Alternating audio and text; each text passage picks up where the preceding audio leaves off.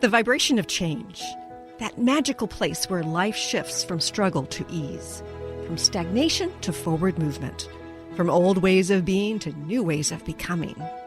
Yes, it can seem rather elusive to get there, but when you are in it, you feel it down to your very core, and it can positively affect everything in your life, from your relationships to your health and well-being, from your career path to your abundance, from the quality of your inner connection to the fullness of your self-expression.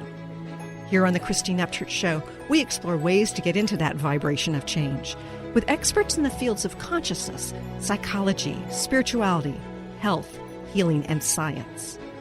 Are you ready to step into your vibration of change?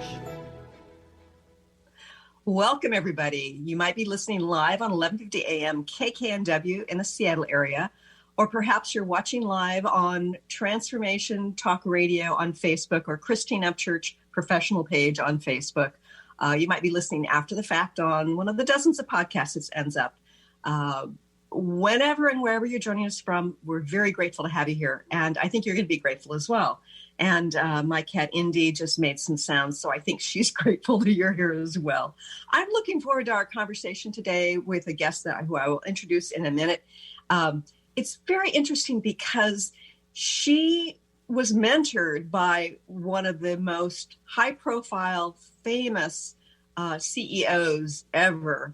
And she's moved on to share her wisdom that she got from that with others. And I'll tell you a little bit more about that and let her tell you about that. But first, I want to say hello to Benny Mathers at KKNW. Hi, Benny. Hi, Christine. Hope you're having a glorious day. Yeah, it's nice. I'm hoping for some sunshine, but I looked at the 10-day forecast here, and it's not so looking so great for the Seattle area. Well, your smile can part those clouds, so you think about that one. Oh, thank you, Benny. And good morning, Olivia. Good morning, Christine. Nice to have you here, and I know you're suffering through the rain as well. You know, we're getting a little sunshine up here right now, but I don't trust it to last very long. So, well, I used to love it when I traveled around the world to teach because, you get up above the clouds, you get sunshine into the airplane. That was But I miss that, and I'm hoping that we can get back to that normal sometime soon. I'm really happy to have our guest here today. Her name is Naz Beheshti, and she's the author of Pause, Breathe, Choose, Becoming the CEO of Your Well-Being. She's an executive wellness coach, a speaker, Forbes contributor, and CEO founder of Prana Naz. I love that. A corporate wellness company improving leadership effectiveness, employee engagement and well-being, company culture, and business outcomes. Clients include Nike, JP Morgan, Chase, Omega Institute, UCSF, Columbia University, and Stanford. She also co-founded Rise to Shine, a nonprofit organization helping to alleviate the suffering of young children in Haiti. She lives in New York City with her husband. I'd like to welcome our guest today, Naz Beheshti. Hi, Naz. Hi, Christine. I hope I'm pronouncing your name right. Oh, you pronounced it perfectly. Thank you. So I think it's really fascinating where you got your start. Can you share with our listeners about your experience with this very well-known CEO? And you froze. I did not hear your last part. Sorry. That's quite all right. I wanted you to tell us a little bit about who it was who mentored you so early on and some of the things that you learned from him. So my first boss, a mentor, as you mentioned, it was Steve Jobs, and it was my first job out of college working at Apple as his executive assistant. Uh-huh. So I really learned so much from him. Mostly it was him that inspired me to really follow my heart and discover first my passion and my purpose, and then not just discover it, but then pursue it.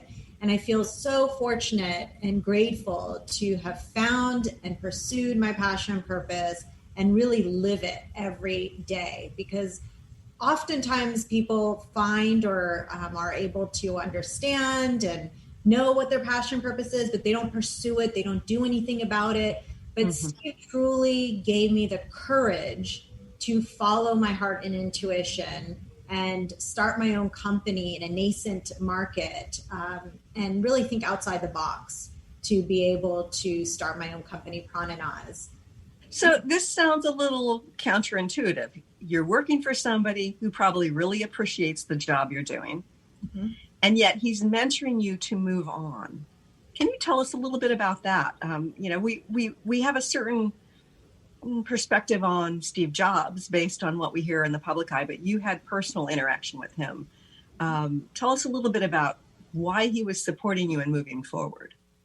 Well, back then I didn't know what my purpose and passion was. So he wasn't actually telling me to move on. It was through his example of leading Apple with so much passion and purpose, and saying all the time that, the way you do great work is to love what you do. And he embodied, how passionate he was for building Apple to be the successful company that it is today.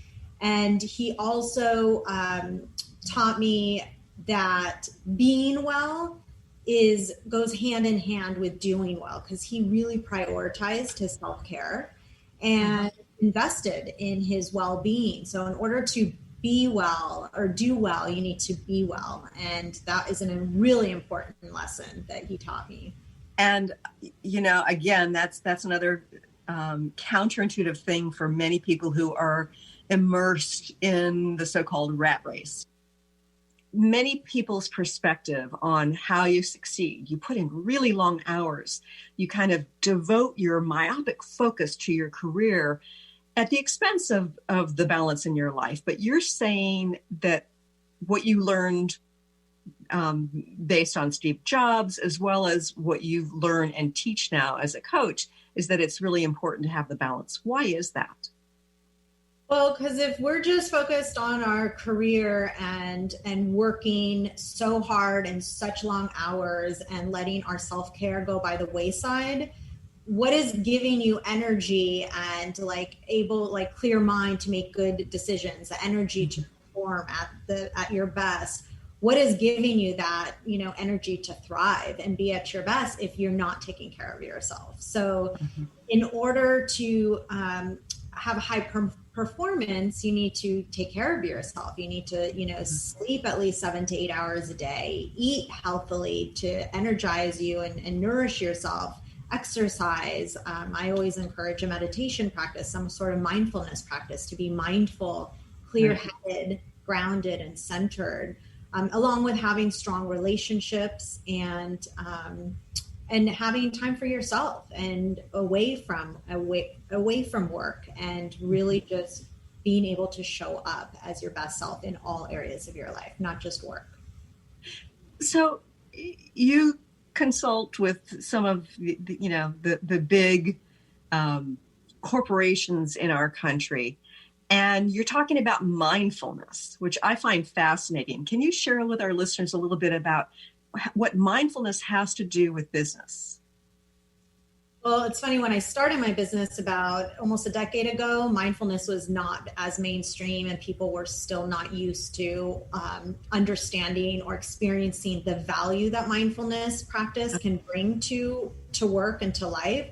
Now it's more mainstream in that people understand that when you're mindful and put some time aside throughout the day, preferably first thing in the morning, if you can, to really ground yourself and center yourself, you're able to hit the ground running and be more productive and be more level-headed, clear-minded.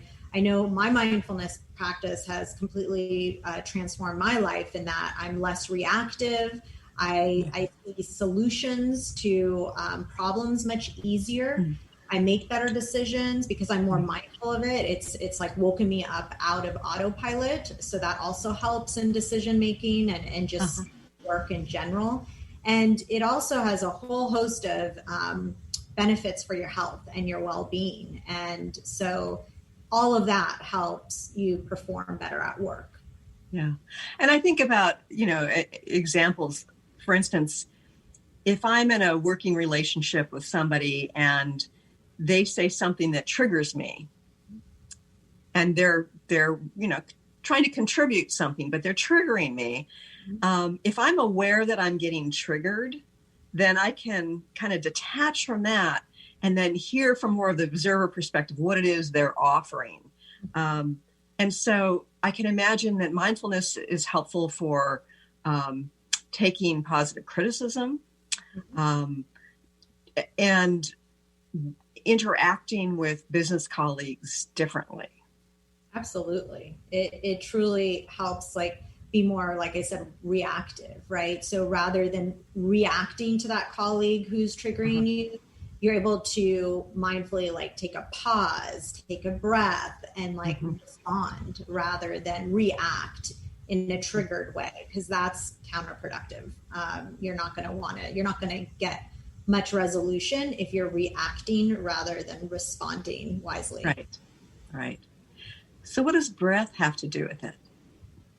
Well, breathing, the part of the pause, breathe, choose method allows you to, when you take a mindful breath, it just feels so good, and you relax instantly, and you re-engage with the present moment when you're breathing mindfully. I mean, we're breathing all day and night, but most of the time unconsciously. It's just keeping us alive.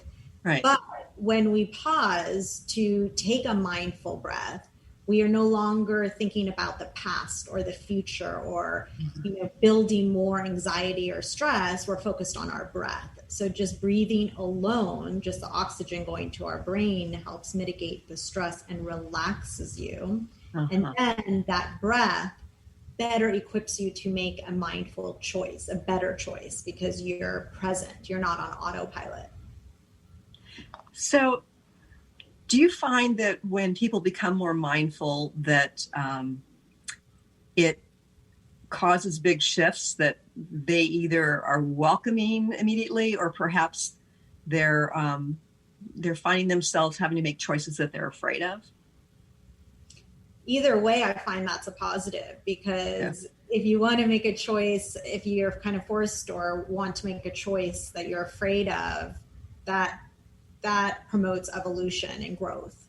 So, facing those fears is actually, to me, a positive thing. And so either way, I actually have not found a reason not to be mindful or have a mindfulness practice that would not benefit you. But if I welcome anyone who does, because I'm always curious about that, but I truly only see benefits to that. And, if it's going to bring up things from the past, then great, you're dealing with it, right? Then you can move forward instead of it letting it be bottled inside you. Yeah. And I think that, and I speak from past experience, that when we become more mindful, then we have to pay attention to what truly is within us, whether it's how we feel in a relationship or a job, how something isn't satisfying us anymore that will require change. And I think that for many of us, that can be terrifying. Absolutely. I mean, this pandemic alone, having couples be forced to be together 24/7, I have seen with my clients, with friends, family members, I've seen that, unfortunately, things that have been able to be pushed to the side or brushed under the rug for years and years because everyone was going about their day and spending the majority of their time at work has now come to surface because you're in close proximity all day, every day. And so you become mindful, whether you want to or not, even if you don't have a mindfulness practice, it's in your face. It's hard to avoid, and it surfaces, and then sometimes not for the best. And it ends up, people have been realizing, waking up to, wow, this relationship needs work, or this relationship is no longer serving me. And I've actually, unfortunately, maybe not unfortunately, maybe it's for the best. Everything happens for a reason, but people have been splitting up as a result because people are waking up to realize that they're no longer happy because it's so in their face now. I mean, everything's coming up. So what's the connection between mindfulness and authenticity? Well, when we have a mindfulness practice and when we take mindfulness into our day and carry it with us, we're able to access our authentic self because there's no more like filters, there's no more like autopilot. We are truly accessing our deepest, truest self.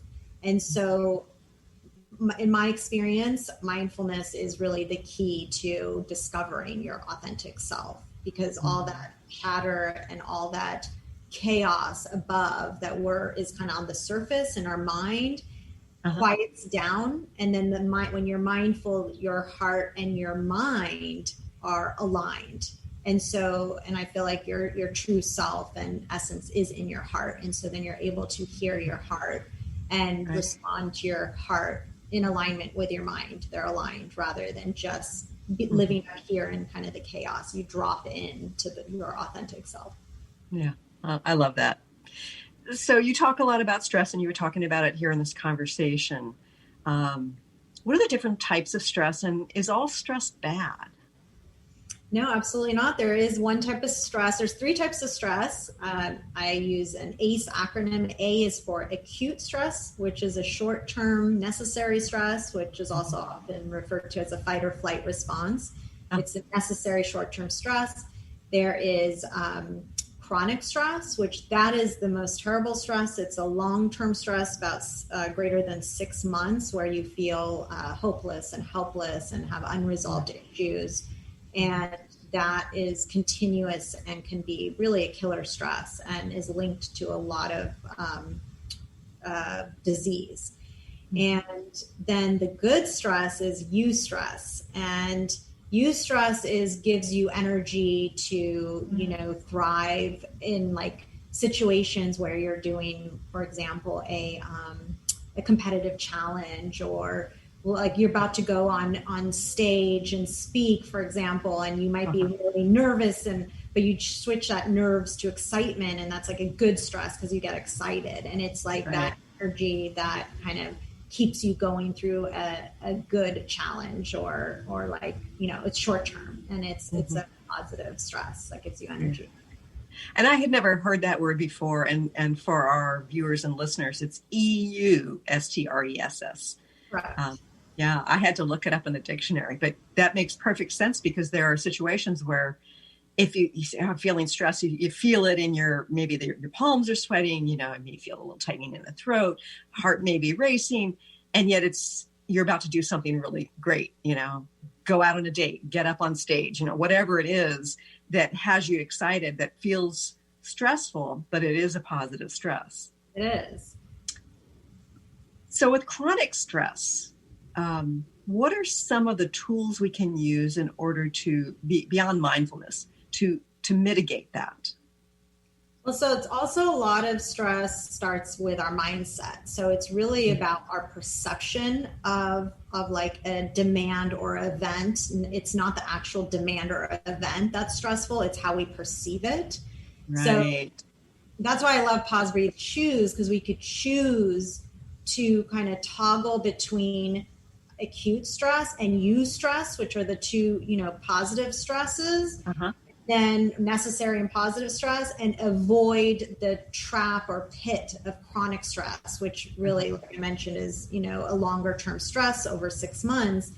And really how it's characterized is feeling helpless and hopeless, and having unresolved issues. So the way you can mitigate that is to choose to resolve those issues in whatever way that, you can, rather than being in a disempowered state of just saying, this is my situation, I can't do anything about it. Even if you can't physically do something about it and it is what it is, and you can't change the situation, you could change your mindset around it so that killer chronic stress doesn't intoxicate you, because it's very So again, it goes back to your perception and mindset. So it's about, acing stress using the ACE method. And that's three steps. Acing stress using the ACE method starts with action. First it's identifying what type of stress it is. it starts with the awareness of that type of stress between the 3 steps. And then it's ACE is for change, making that change. The C stands for change, changing that mindset from a disempowered mindset to a more empowering mindset. And then the E would stand for taking empowered action to shift either the mindset or your situation or environment, whatever the case is. Right. But you're able to ACE stress through awareness, change, and empowered action. Yeah, love that. Love that. You were talking a minute ago about how toxic chronic stress is. Right. In what way is it toxic? Well, for one, the cortisol levels are toxic. The hormone in your body that produces stress is cortisol, and having too much of that could actually promote disease in your body. And so the 5 leading causes of death in the U.S. are linked to chronic stress. So you don't... Wow. The top 5 are linked to chronic stress. That's why managing stress and building resilience is so critical. And most of my workshops for corporate wellness are all about just that, stress management and resilience building. It really is a killer, what I call a killer stress. Mm. Okay, so I know that you teach this within the context of corporations. I can see how it helps the individual, right? To lead a more balanced life, to be more mindful, to align with authenticity, to reduce stress. How can it help the organization? In so many ways, because well-being and success are intricately connected. So well-being drives success. And if I had a one-liner to say what Steve taught me is that well-being drives success. He embodied it. He proved it. I mean, he was evident of that.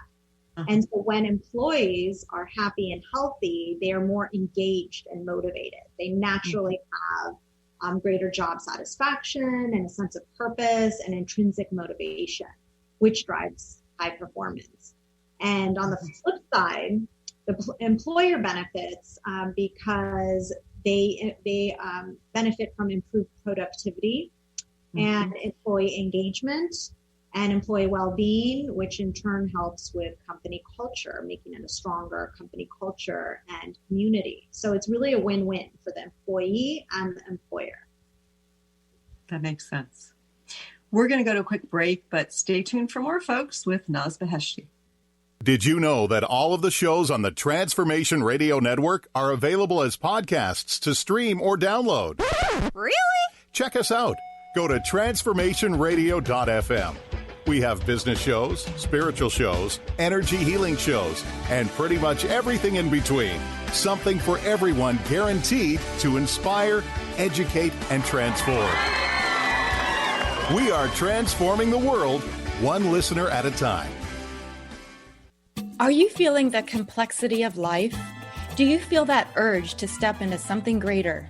Tune in to Nailed It Radio. Find your simplicity within your complexity with me, life coach Carrie Nail. Tune in each month on transformationtalkradio.com to discover what it means to use your full power to be the best version of yourself. Imagine stepping into the energy of saying yes to yourself and knowing you nailed it. For more information about me, visit carrienail.com.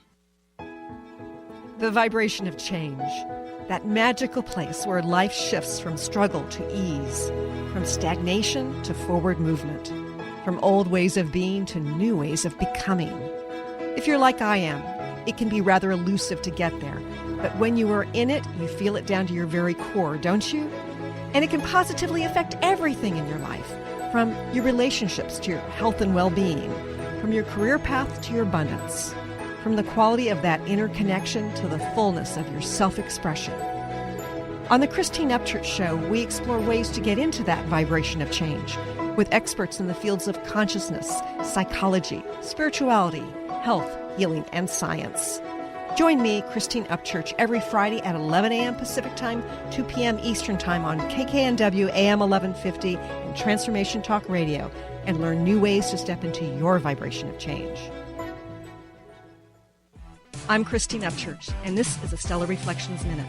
As a former research statistician, my scientific background is what many would call sensible. For more than a decade now, I have been working in the field of energy medicine, facilitating sessions and teaching around the world. People from the mainstream often ask me, how did a sensible woman like you end up working in such an alternative field? Implicit in their question is the underlying assumption that the field of subtle energy, such as energy healing and intuition, isn't sensible. But I believe it is very sensible. Even scientists are able to measure aspects of this. Approaching life from an energetic perspective brings us new opportunity for healing and transformation. And from a practical standpoint, even if you can't rationally explain how something works, if you experience a shift from it, then doesn't it make it pretty sensible? Please visit stellarreflections.com or call 425-999-9836. That's 425-999-9836. Welcome back to the Christine Upchurch Show here on 1150 AM KKNW, TransformationTalkRadio.com, and Facebook Live. Folks, you can find us over on my professional page. Okay, I'm talking to Naz Beheshti, and she's the author of Pause, Breathe, Choose. Become the CEO of your well-being. Now, Naz, I know that we have plenty of listeners who aren't thrilled with their current jobs, or they're happy enough with their job or their career, but they feel like there's this inner yearning, this calling of their soul that is inviting them to move in a different direction. What kind of advice do you have for people who are thinking about changing careers? Well, for the people who are unhappy and don't know where they want to go next, I highly encourage you to take explorative action.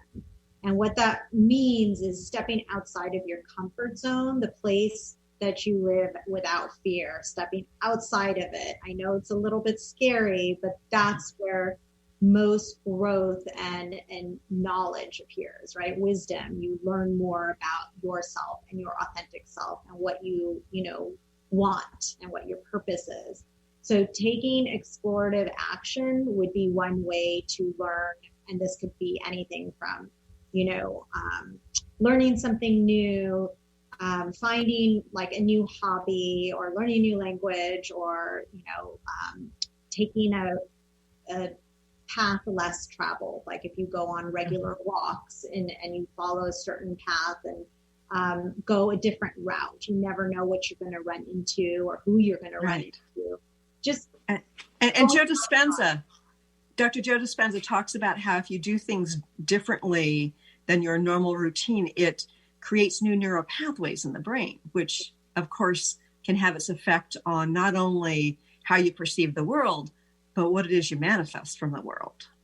Exactly. And also sometimes we just get too comfortable in our regular routines, and that can become stagnant, right? And so we want new experiences, especially if we want to change our jobs or our career path. Like this is a good way to kind of test the waters and just start small by trying new small things out that is different instead of like changing everything all at once.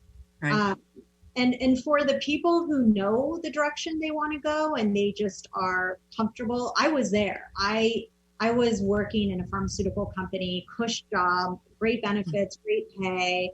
They called it the golden handcuffs. Like I was handcuffed and but I was unfulfilled. It was great in the beginning, but then I was unfulfilled.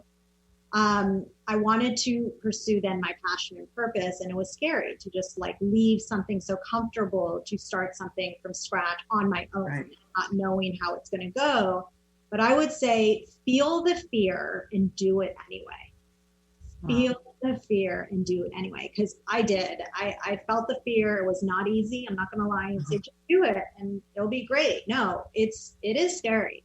But would you rather be in a position that is not fulfilling and not meaningful, or be a little bit scared, jump over that, hoop, like just get over that fear and get to the other side where the opportunity and potential of being more fulfilled is waiting right there for you? I think that on some level, I think people crave change, think that most people delude themselves into thinking that they want things to stay the same because that's comfortable. What are the indications that what we view as comfort is really stagnation? When there isn't any more joy and meaning in your actions and in your experiences, that would be a very good indicator. If it becomes dull and you're bored and you don't find yourself smiling or laughing or have this like energy and engagement in you, like, are you engaged in your daily to-dos and work? Right. Or are you disengaged? Are you happy? But comfort does bring a sense of happiness to some people because they're scared to go outside of that, right? Because they don't know what's on the other side. I mean, this is why the pandemic has been so stressful, because people don't know what's on the other side or how what's gonna happen to them, their family, their loved ones, their finances, everything, the world economy. So the thing is that you just have to take the chance and weigh out your options. What's better, like here where you're not so happy, or the potential to be happy? And and one thing I do want to preface is, like, there's no guarantee that the grass is always greener on the other side. Right.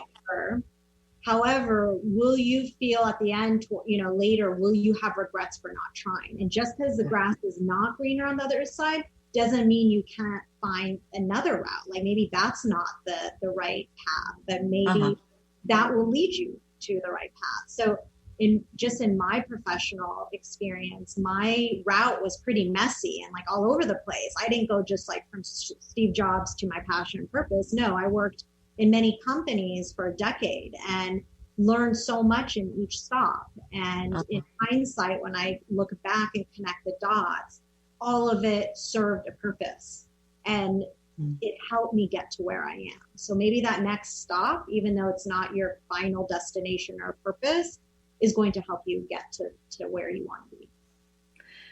I think that we will get information regardless of whether the choice we make lead us to what we really want or not. So it's almost like you never get that information or have the potential for that expansion and joy if you don't take the opportunity. I'm always saying that it's the missed opportunities that we end up regretting. Exactly. And that is the exact reason why I left my job, because I did not want to regret not trying to start my own business and pursue my passion and purpose, because I was too comfortable or I was scared to do it, to try. That would have been my biggest regret, and I'd rather not have regrets. Okay, so you're doing this coaching, you're teaching workshops.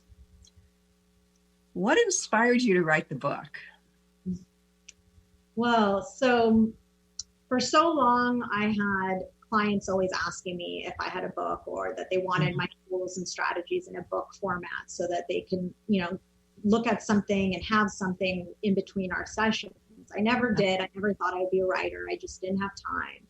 But one night, I remember so vividly, on February 14, 2014, Steve Jobs appeared in my dream. And this is after he'd passed away, right? Yes. This was a few years after he had passed away. And I am known for having vivid dreams. I'm a vivid dreamer. But in my dreams, I never see faces of people. I know who they are, but I don't see their face vividly like I can remember it vividly. However, only in my entire life that I could remember, I've only seen faces 3 times in my dreams. And they were of people very dear to me that had recently passed away. And Steve was one of them. So one was my grandfather, who I was very close with, and he had passed. And then my mom's best friend, who we grew up with. So those were the 2 before Steve that had showed up, and I could see their face very vividly. So Steve told me very directly and clearly in my dream that I have to write a book. And I was just shocked to see him out of nowhere. It just happened so randomly. And here he is, his face in my dream. saying that I should write a book about how my first job working for him really impacted my life and my career. And so the next day, I couldn't believe it, how I remembered everything so vividly. And I just, those prophetic words, and I started to write immediately after that dream. That's great. I love that. I love that. So he mentored you, once upon a time, and he continued to mentor you after he passed away. Perfect. It was a big inspiration. And then even the lessons learned, right? When I look back in hindsight about how he, he prioritized his well-being, how he was just so, passionate about his work, and he thought outside the box. Like, I love that campaign, right? Outside the box. I mean, I'm always trying to do that myself, and that's what I did when I started Prana Naz, because corporate wellness companies were not, common back in 2010, 11, so I really I created my own business in a very nascent market. And that to me was like very courageous and creative, because people were, advising me otherwise. Like, you're leaving the corporate world, you have a great job with great benefits and this and that. Do what? Like, you don't know if that's going to work. And I said, but I'd rather try than be unfulfilled doing something with a great paycheck that's, not going to fulfill like my soul. I want to serve people in a different way. So I did it. And I really felt like Steve was, he was a big influence, whether he was there like physically, but he embodied that. And when I worked for him, and I got to see it up close and personally, so I try to take that with me, and I did when I started Prana Naz. I have to mention that I'm doing this Zoom, Facebook Live radio show from my iPhone, and I think about how much phones have shifted over the last 15 years, 20 years. It's amazing what phones can do now. It's absolutely amazing. And I know that he had a lot of wonderful people working for him and with him on these projects. What was it about how he approached his job that allowed something to, something so creative and so groundbreaking to get created? I really have to say that his attention to detail and his well-being and his vision was all, together, the combination of those. Because again, he meditated daily. Meditation clears your mind and promotes creativity. I mean, he was a genius already, and creative and innovative, but his meditation practice, I'm sure helped that.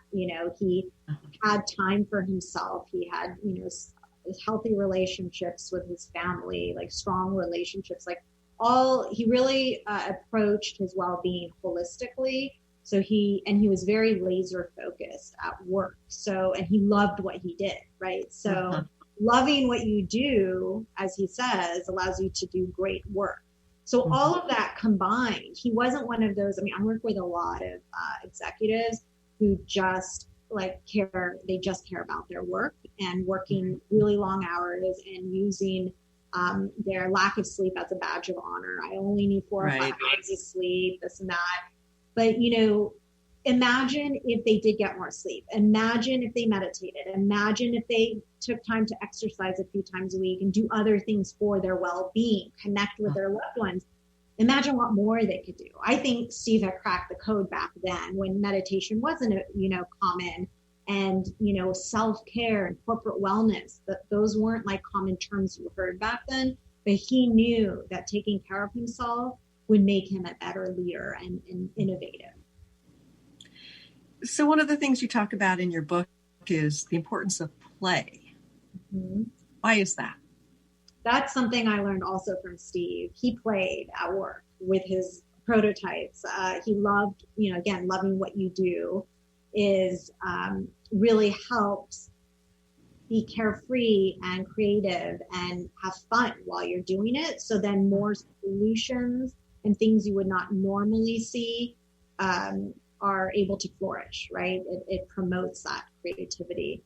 And playing is, for the most part, just fun, right? We want to have fun. But not everybody does have fun with play. They are so stuck on work.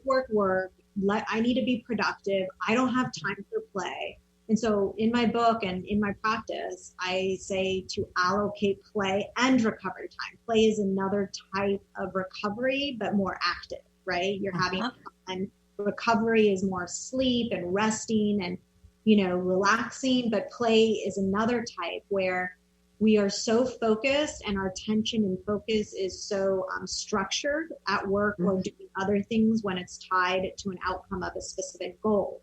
But when we play or when we're recovering, we're just being our true authentic self and in the moment. And there's no attachment to a specific outcome that's a goal.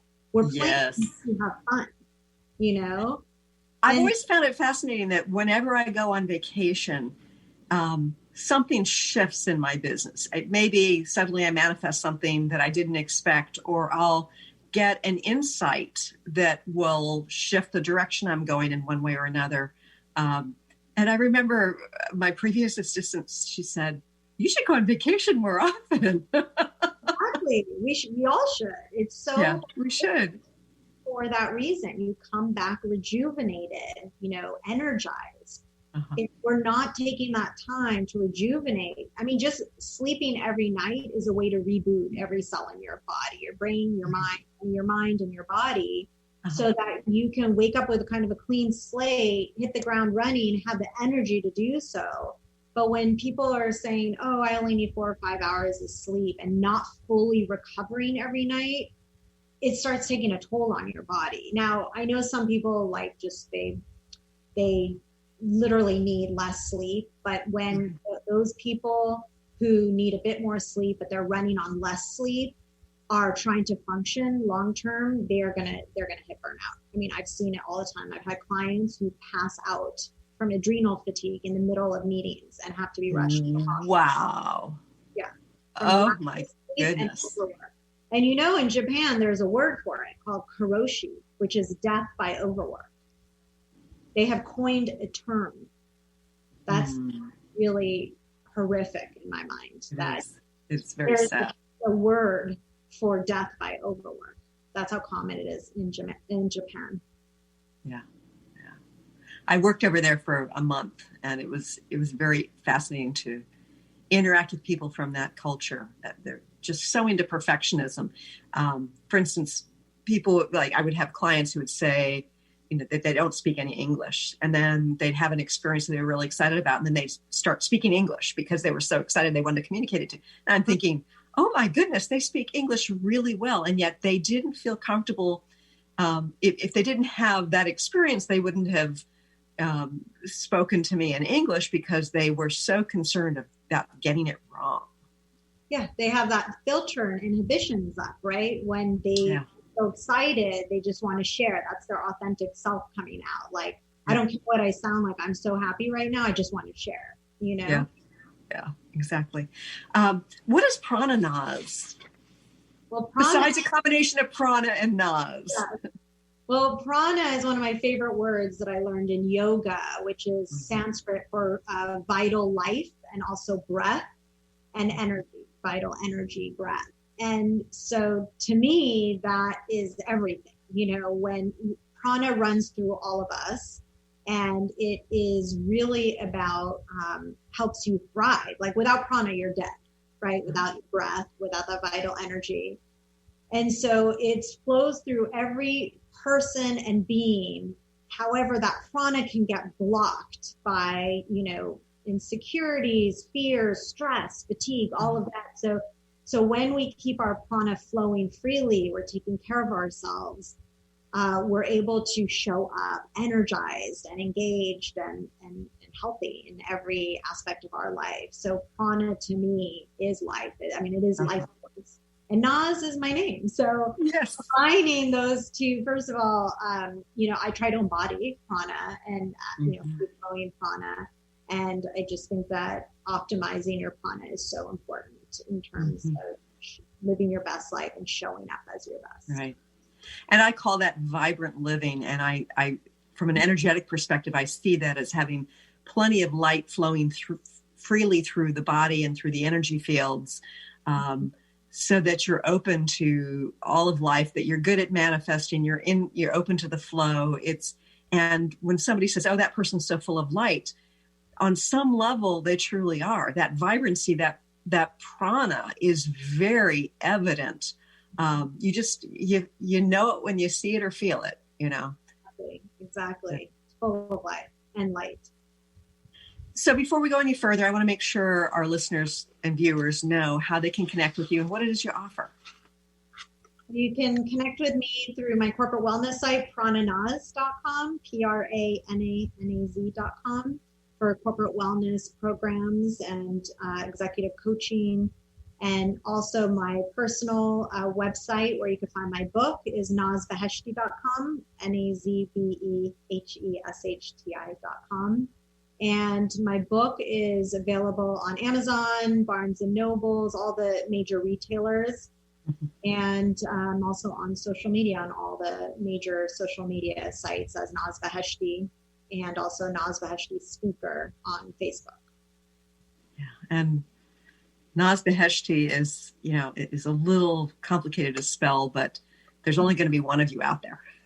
Actually, more Naz's than I thought, but yes, Naz Beheshti is. I think there's just one as of now. There is one other that's spelled a little bit differently because my full name is Nazanin, and there is a Nazanin Beheshti who actually I know who's on also Facebook. So, oh my goodness, we're not related, so it's interesting. Oh, that's really interesting. So, if we're going to be living fully with plenty of prana, what are some of the things we should do on a daily basis in order to achieve that? Well, first I would say to do what you love to do, whatever that means for you. But exercising, movement is really important to, get your endorphins going. And when you're in a state of any type of state that you don't want to be, the easiest way to shift that state is to move your body, even if it's not like a full exercise routine or hours. Just a few minutes of movement would just do wonders. So moving your body, I highly, highly recommend a mindfulness practice, whatever, type of meditation or a walking, mindfulness practice. Some people enjoy running, any type of mindfulness practice that makes you present and you're just really focused on the moment, whether it's your breath, your movement, a thought, a mantra. Right. And then I also would encourage you to do mindful self-check-ins, which I love to do, which is just periodically through the day, check in with yourself and just ask yourself a bunch of rapid fire questions like, am I breathing? Am I thirsty? I keep this big glass of water on my desk. I'm always drinking water. How's my posture? Am I hunched over? Am I sitting up straight? What am I thinking? What am I feeling? And just like checking in to all your senses so that you're fully aware of your state, your current state. And then your subjective state allows you to then move forward and make a better choice if you want, or just makes you aware of how you are, and you could track that throughout the day. I've got a friend who's got an app that sort of goes off randomly every hour that she takes as a cue to breathe deeply. So, there are ways that we can play with our technology in order to remind us to do these things. Yeah, there's an app. There's a Apple Watch that tells you to get up and move. There's so many notifications you can get to do that, and I highly encourage that, because if not, you can get stuck kind of in whatever you're doing, and so much time can go by. You're not even aware of your breath, if you're thirsty, if you're hungry, anything, because you're just so focused on the task at hand. And then lastly, there's so many. I have over 80 in my book, but I'm just picking out the things that I do every day, is have a morning routine. So have some time, if you can, first thing in the morning for yourself to do whatever that is that makes you happy and feel good. And so for me, I use the RPM method, which is rise, pee, meditate, followed by movement. So I do that every single day, and I just feel amazing, because no matter what happens after that in the day, good, bad, whatever it is, I feel good that I started my day the way I wanted to, instead of just reacting to my emails and having my calendar kind of run me. I run my day. I take charge of my day. Do you have a 1-minute final message for our viewers and listeners today? It would be really to pause, take a deep breath, and choose something that makes you really happy, that you want to do, that you haven't been doing because you haven't had time or you just haven't gotten to it, and start doing that. And put it in your calendar, block off the time, and start with one small thing that you want to incorporate that is for your own self-care, and commit to that one thing daily or every other day, whatever works for your schedule, but just do it. That is the first step, is to pause, breathe, choose that one thing. And then from there you can build, and there's over 80 in my book that you can choose from, and really just take charge of your life and promote yourself to become the CEO of your well-being. That's great. Naz, I want to thank you for sharing your message here today and for inspiring our listeners and viewers. Thank you. Thank you so much for having me, Christine. I really enjoyed our conversation. Yeah, and I want to thank all of our listeners and viewers for joining us here today. And I look forward to talking to you again soon. Thanks so much for tuning in today. If you'd like to empower yourself to step further into your vibration of change, please visit my website at christineupchurch.com, where you can learn more about my insights, upcoming events, and private sessions.